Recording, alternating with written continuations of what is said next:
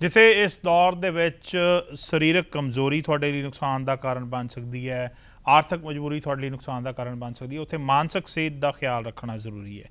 ਇਸ ਹਫਤੇ ਨੂੰ ਮੈਂਟਲ ਹੈਲਥ ਵੀਕ ਦੇ ਤੌਰ 'ਤੇ ਆਬਜ਼ਰਵ ਕੀਤਾ ਜਾ ਰਿਹਾ ਔਰ ਇਸੇ ਦੌਰਾਨ ਅਸੀਂ ਗੱਲਬਾਤ ਕਰ ਰਹੇ ਹਾਂ ਇੱਕ ਐਸੇ ਸ਼ਖਸ ਨਾਲ ਜਿਹੜਾ ਦੱਸ ਰਿਹਾ ਹੈ ਕਿ ਖੁਦ ਉਹ ਮਾਨਸਿਕ ਸਿਹਤ ਦੇ ਨਾਲ, ਮਾਨਸਿਕ ਮਾੜੇ ਹਾਲਾਤ ਦੇ ਨਾਲ ਲੜ ਕੇ ਸਿਹਤਯਾਬ ਕਿੱਦਾਂ ਹੋਏ ਨੇ ਤੇ ਅਗਾਂਹ बाकी लोगों को इस संबंधी की शिक्षा मिल सकती है।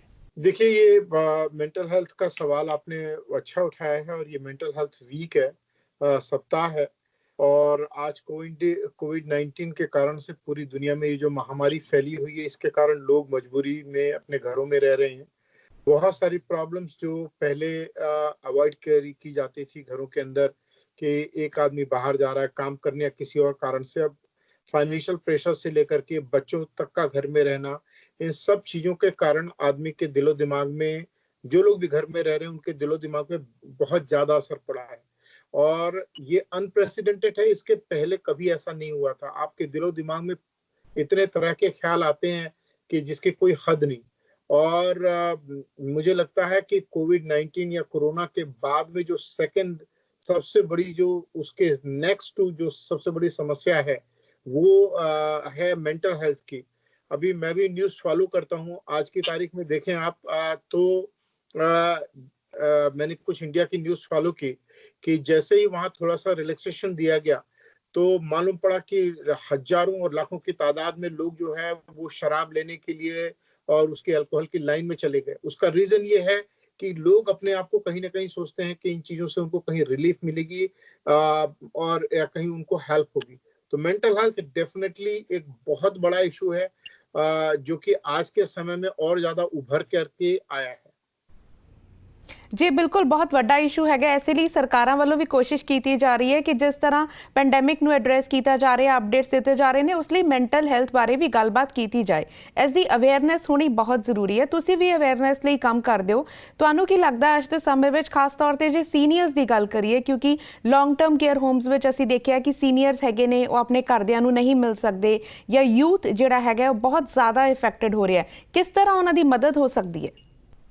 देखिए, दो एस्पेक्ट हैं। एक तो आपने सीनियर्स की बात की।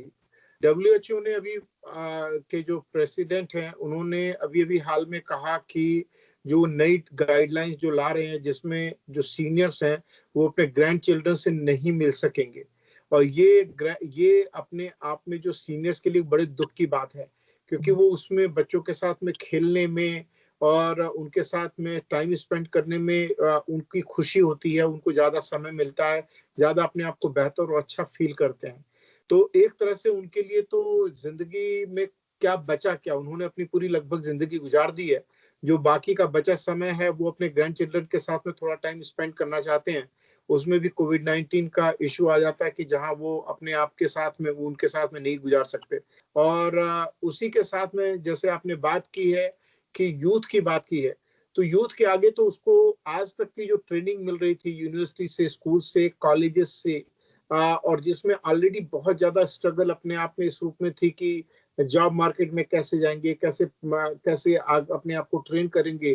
कोविड 19 ने तो उन्हें बता दिया कि अब वो कहाँ से शुरू करें, कहाँ से ना करें, क्योंकि उनकी सारी ट्रेनिंग जो है वो लगता है दोबारा से करनी होगी। तो एक फाइनेंशियल अनसर्टेनिटी भी जो यूथ को अब बहुत ज़्यादा अफेक्ट कर रही है, और कोई क्लियर कट गाइडलाइन नहीं है और कोई न दे भी नहीं सकता, क्योंकि सरकारें भी ऑफ गार्ड हो गई हैं टोटली जब ये कोविड 19 आया है तब। लेकिन मैं एक बात जरूर कहना चाहूंगा कि मेरे बेटे की डेथ हुई थी सन 2014 में, और मैंने तब से लगातार मेंटल हेल्थ के लिए पैरवी की है।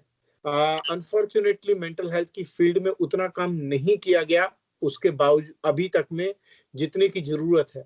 मेरा ये मानना है कि देखिए, पूरा हमारा जो शरीर है, हमारी बॉडी के हर पार्ट्स के ऊपर बहुत ज्यादा रिसर्च हुई है, हर तरह की बीमारी के ऊपर रिसर्च हुई है, बहुत पैसा खर्च हुआ, लेकिन जिसके कारण से हमारी पूरी बॉडी, पूरा शरीर चलता है, उसके ऊपर बहुत कम रिसर्च के लिए पैसे लगे हैं, या उसके ऊपर कम ध्यान दिया गया है। वो है हमारा माइंड।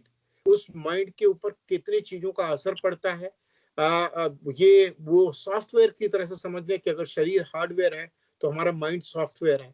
ਜੀ ਬਿਲਕੁਲ ਜਿਵੇਂ ਤੁਸੀਂ ਕਿਹਾ ਕਿ ਬਹੁਤ ਕੁਝ ਕੀਤਾ ਜਾਣਾ ਹੈ ਪਰ ਨਹੀਂ ਕੀਤਾ ਜਾ ਰਿਹਾ, ਪਰ ਕੱਲ ਜਿਵੇਂ ਅਸੀਂ ਦੇਖਿਆ ਕਿ ਫੰਡਿੰਗ ਅਨਾਉਂਸ ਕੀਤੀ ਗਈ ਹੈ ਕਿ ਆਨਲਾਈਨ ਟੂਲਸ ਡਿਵੈਲਪ ਕੀਤੇ ਜਾਣ ਤਾਂ ਕਿ ਕਿਸੇ ਨੂੰ ਜੇ ਕੋਈ ਐਕਸਪਰਟ ਐਡਵਾਈਸ ਦੀ ਜ਼ਰੂਰਤ ਹੈਗੀ ਹੈ ਮੈਂਟਲ ਹੈਲਥ ਨਾਲ ਰਿਲੇਟਡ ਤਾਂ ਉਹਨਾਂ ਨੂੰ ਵਰਚੁਅਲੀ ਉਹ ਐਡਵਾਈਸ ਦਿੱਤੀ ਜਾ ਸਕੇ। ਕੀ ਤੁਹਾਨੂੰ ਲੱਗਦਾ ਹੈ ਕਿ ਵਰਚੁਅਲੀ ਇਸ ਬਾਰੇ ਗੱਲਬਾਤ ਕਰਕੇ ਇਸ ਦਾ हल है?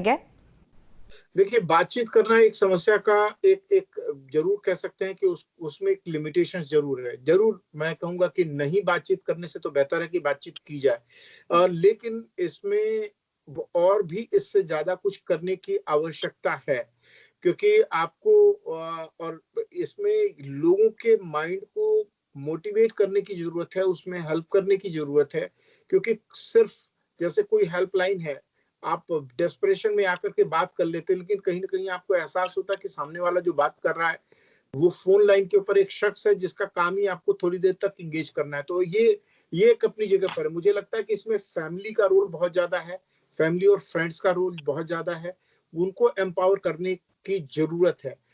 जी बिल्कुल, बहुत ਜ਼ਰੂਰੀ ਹੈਗਾ ਪਰਿਵਾਰ ਵੱਲੋਂ, ਦੋਸਤਾਂ ਮਿੱਤਰਾਂ ਵੱਲੋਂ, ਨੇਬਰਸ ਵੱਲੋਂ, ਰਿਸ਼ਤੇਦਾਰਾਂ ਵੱਲੋਂ ਕਿ ਆਪਸ ਵਿੱਚ ਇੱਕ ਦੂਜੇ ਨਾਲ ਗੱਲ ਕੀਤੀ ਜਾਏ। ਬੇਸ਼ੱਕ ਫਿਜ਼ੀਕਲ ਡਿਸਟੈਂਸਿੰਗ ਮੇਨਟੇਨ ਕਰਨਾ ਜ਼ਰੂਰੀ ਹੈ ਪਰ ਵਰਚੁਅਲੀ ਜ਼ਰੂਰ ਕਨੈਕਟਡ ਰਹਿਣ ਤੇ ਇੱਕ ਦੂਜੇ ਨਾਲ ਗੱਲਬਾਤ ਕਰਨ ਤਾਂ ਹੀ ਇਸ ਦਾ ਹੱਲ ਕੱਢਿਆ ਜਾ ਸਕਦਾ। Thank you so much Rakesh Tiwari ਜੀ ਪੀਟੀਸੀ ਨਾਲ ਜੁੜਨ ਲਈ। मैं सिर्फ एक बात आखिरी इसमें जोड़ना चाहूंगा आपसे कि ये जो फिजिकल डिस्टेंसिंग तो एक मजबूरी है, जरूरी है, लेकिन एक बात हमारे यहाँ गीतों में और बातचीत में कही गई कि भाई आप तन से दूर हो लेकिन मन से दूर नहीं होना।